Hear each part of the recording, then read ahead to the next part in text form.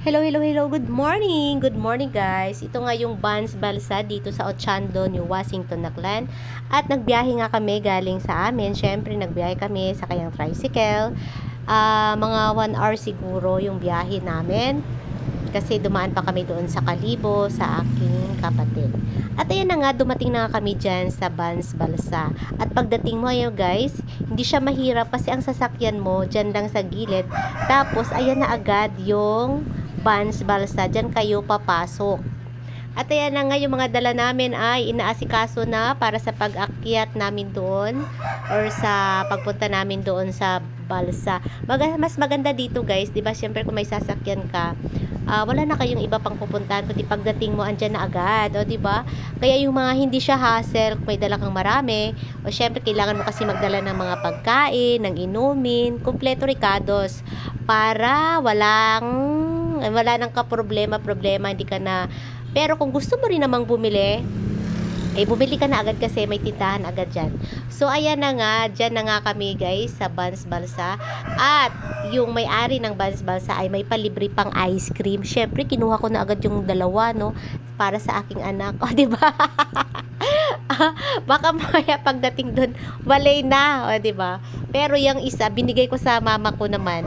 At yung isa naman ay sa aking anak. At ayan na nga guys, papunta na yan guys sa Balsa. Ayan yung paligid.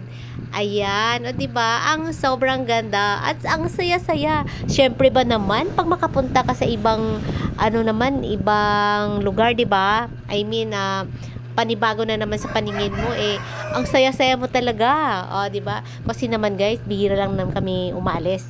Kaya ganyan. At ayan na nga, nagpakuha talaga ako kay Gunyang or kay Ninya. So, ikukuhan mo nga ako. Tapos, ayan na nga. O, diba? Alam mo naman si Janetta, wala talaga yung pake. Basta, happy siya. O, diba? At ayan na nga, papasok na ako dyan sa Balsa, guys. Sobrang ganda, puro butong-butong guys yung makita mo. Tingnan mo yan, takot na takot siya dyan guys. Bumaba. Baka daw mahulog siya guys. Ba't yan matatakot? Itubig din naman yan sa ilalim. O, diba? At ayan na nga, hinawakan siya ni Bro Jerby. At ayan, dyan na nga. Ayan na nga guys yung sinasabing Balsa. Ang laki guys. Kahit ilan kayo. O, ang dami-dami niyan. Sa halagang 3.5 guys. Ayan. Kung may mga party, birthday, ayan, pwede nyong dalhin dito guys. Sobrang ganda. Tingnan mo. Maaliwalas. Tapos, ang ganda-ganda dyan. Ang sarap ng fresh na hangin. Yung fresh na dagat na hangin. O, di ba may ganun? At ayun na, pag gusto mo maligo, may life jacket naman at magbabayad ka ng extra dyan na 50 pesos. Ayan na si Kyle Hunting Mutya. I-follow nyo na rin siya guys. At ayan na nga guys, andyan na kami sa Balsa. Ayan, kung gusto nyo pumunta dyan guys, na magkamag-anak, mga pamilya mo, mag-birthday party, o kung anong party man dyan, magandang maganda dito guys. Maganda talaga, as in, maaliwalas, malaki, at saka pwede ka dyan mag-ihaw-ihaw. Magdala lang kayo dyan guys ng kompleto, may pagkain para habang naglalayag kayo guys sa gitna ng dagat ay busog na busog kayo, di ba? At saka libre din dyan guys yung may kantahan dyan, may video okay dyan kasi naka-solar siya. So, ayan guys, habang naglalayag kayo, magbi-video okay, ayan, at magkikwentuhan, magchichismisan kung anong gusto nyang gawin dyan guys. At ayan na nga ang mga pagkain namin, ang dami-dami guys, ang daming pagkain talaga yan guys. At ayan na nga guys, yung bangka na naghila sa amin sa gitna. At ayun, dyan na nga, actually, dyan na kami sa gitna ng dagat. At ayan na nga, pwede ka na dyan maligo, pero hindi kami naligo pa guys, kasi alam mo naman, muna sila, nagluto-luto, at habang kami naman ay nagchichill-chill lang, o diba? At ayan na nga guys, ayun pa, pwede pa dun, may second floor pa guys, dun sa taas, wala pang ang tao dun andun doon, yan, pwede ka pa doon. Kaya nga, marami talaga, ang laki ng space na to, kaya sulit na sulit talaga guys sa pamilya pag nagse-celebrate kayo ng mga birthday o kahit anong party dyan. At ayan na nga, ang sarap talaga dyan guys, o diba, mas maganda yung pagpunta namin kasi hindi siya hindi siya umulan, o diba, mainit siya guys, kaya masarap talaga ang klima dyan ngayon. At ayan na nga, nasa taas na nga ako nyan guys, at nagtitry na nga sila. Ayan na nga. O, tingnan nyo guys. So, di pa napuno yun. Nandun, may upuan pa doon. Tapos, dito pa sa taas, may second floor pa siya. Kaya, maluwag talaga siya guys. Sulit yung binayad mo dyan guys. Pero, syempre, hindi ako nagbayad. Salamat nga pala sa nagbayad yan guys. At, ayan na nga. Ayun nga, nagdala lang kami ng makain namin. At, ayan, nag-ihaw-ihaw. Na bumili na sila ng talaba, may mga prutas na ang daming prutas guys. Ayan tingnan mo guys, libre lang yan guys, dala ng ni Weng, di ba? Ayan na yung mga pagkain namin dyan guys. Yan, ang sarap-sarap talaga yan guys. Ayan, talaga namang busog, lusog ka dyan pag lumabas ka dyan, kasi ang daming pagkain guys, sobrang dami nilang dinalang pagkain, talagang party talaga guys. Ayan yung inubarang manungok, ayan yung native na manok, ayan. At saka ayan na nga, nagre-ready na at kakainan na. O, diba? At andyan na nga kami. Ayan guys. Kaya ayan guys, kung gusto kayong pumunta dyan guys, punta lang kayo dyan guys sa Ochando, sa Vans Balsa. At diretso na kayo, pwede na kayo diretso dyan guys Pero kung gusto nyo, i-search nyo lang sa Facebook ang kanilang Vans Balsa sa Ochando.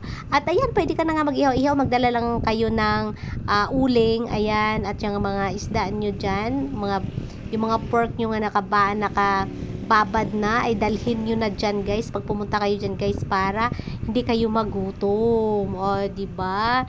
At ayan na nga guys, bali nakauwi kami dyan guys ay 5 PM, sinundo na kami ng nung taga-sundo guys, kasi di ko alam kung pwede ba dito sa gabi, pero 5 PM sinundo na kami, nagpasundo na kami. Tapos ayan na nga, ayan, kainan na ng isda, ang sarap. Ang sarap pala pag kumain ka sa sa gitna ng dagat.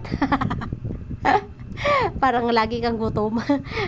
Kain ka ng kain pero hindi ka nabubusog, o di ba? Ang sarap ng isda na yun guys, napaka-fresh ka guys, o diba? Sana all fresh. Asa ka pa na fresh. At ayan na nga. Diba? Ayan, may naglalayag na magjowa yata yan guys. Ayan sila guys, tingnan nyo. O diba? Ang sarap. Masarap pamasyal sa gitna ng dagat. Ay, dyan na nga syempre.